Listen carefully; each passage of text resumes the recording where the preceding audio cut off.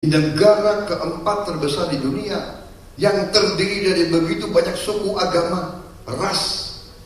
Bagaimana kita bisa melihara?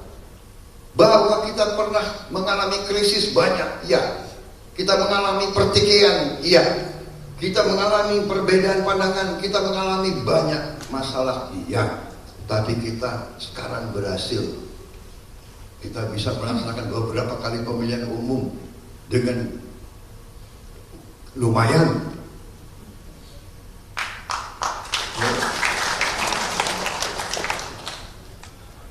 Apa semua puas? Pasti ada yang tidak puas. Ya. Kalau ditanya apa saya puas dengan hasil pemilu 2014-2019?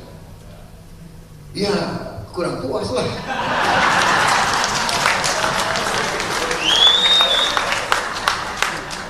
Ya nggak ada masalah, benar nggak? Kita kalau dalam pertandingan, kalau kita pertandingan bola kita kalah, emang kita gembira kita kalah? Bohong gitu, benar nggak? Tapi ya kalau sudah begitu, apa? Mau kita dongkol terus? Jadi ini tadi sudah dikatakan oleh ketua kalian, di sini tidak politis. Jangan bawa politik ke sini kan. Saya diundang sebagai Menteri Pertahanan.